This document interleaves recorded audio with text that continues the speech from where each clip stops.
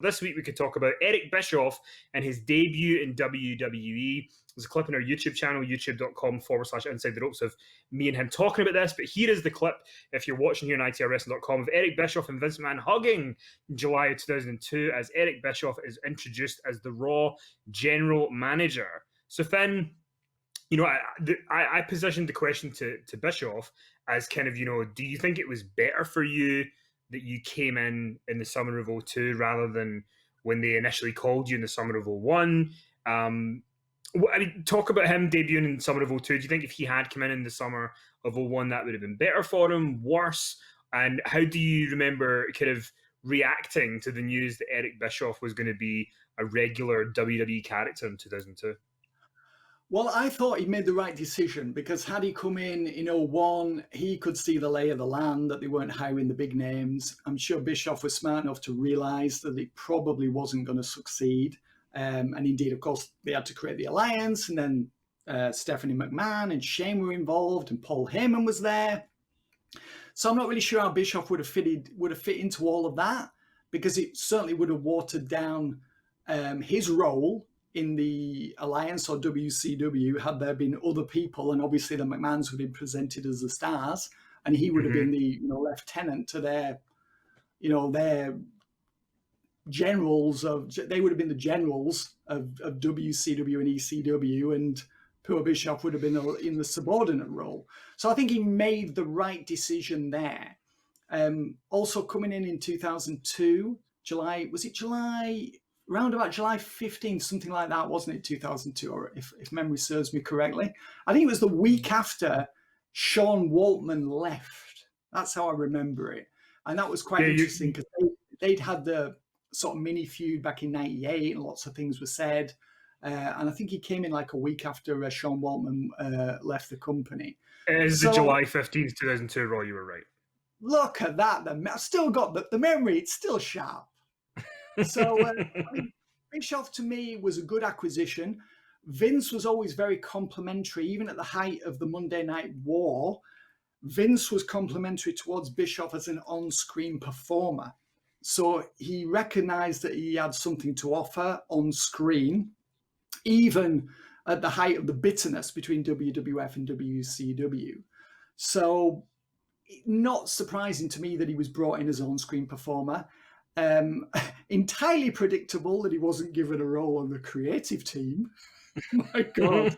That would have been something, because people were asking, do you think he's going to have a role backstage? No, he's not. No chance. I thought he did a good job. He was there like nearly 3.5 years, I think it was, wasn't it?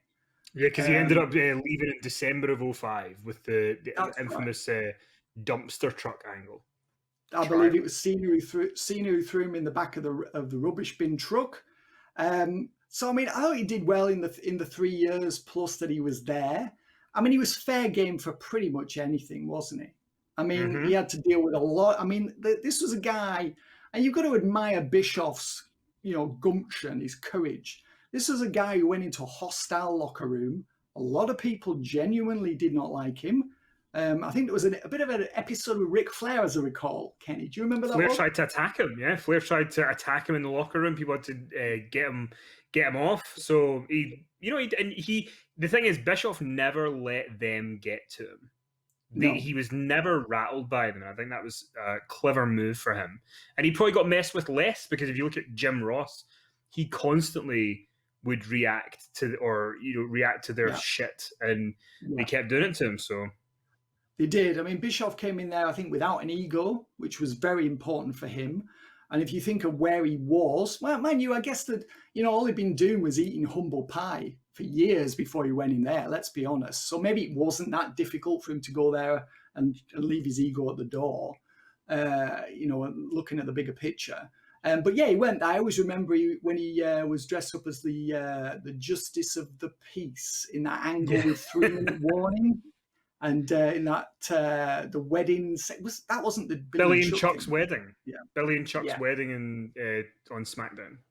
Yeah, and I remember hearing at the time that he'd gone backstage in disguise and didn't let on to anyone backstage that he was Eric Bischoff, and I think he fooled pretty much everyone. They didn't know it Yeah. was him. So he must have had a whale of a time doing that. And, he was in all sorts of ridiculous angles. Wasn't there a storyline they started one time where he was supposed to be having like an affair with Stephanie? I think that was something they started in, and it lasted like 1 week before they dropped it. Do you remember that one? Yeah, because she was the GM of SmackDown, he was the GM of Raw, and then I think they kissed on like Halloween or something, and she liked the kiss, and then then it didn't happen, and then the following year they did the angle where he he broke into Linda's house and force kissed her, and then that led to him and Shane having the big match. But I remember when we did the live show with Bischoff that I asked him about that. I said, "What was it like, sort of, being in these angles where you're having to kiss Stephanie and kiss Linda?" And he said, "Well, the strangest part of it was that Vince was the one directing these segments, so he's directing this segment where Eric Bischoff is force kissing his wife." Yeah, I mean, why does that not surprise anyone? I mean, you could a therapist would have a field day with all of that. Oh my God, the therapist had just quit. Take up a job as a humble lumberjack or something instead. Anywhere avoiding people. But I mean, Bischoff to me was a lot of fun there. I think there was more they could have done with him. We talked before, haven't we, about the Bischoff versus Vince feud. That never really happened. I know Vince was like scolding him on the air, tearing strips off him on the air, for like trying to ruin his company and his program. So we did have some friction between them, but we never had that full-on feud. And I think that's the only thing that they didn't do that I wish they had done. I think that was a missed opportunity there. I mean, we know how it would have ended with Vince winning, but I still sort of feel like it's something that, it was a box that needed ticking. That was kind of something that was a sort of unresolved feud that we wanted to see play out on screen. Then again, Kenny, look at Brett and Vince. That was another one of those unresolved feuds that we wanted to see play out on screen. And after it happened, all of us wished that it had never happened. So maybe it was for the best.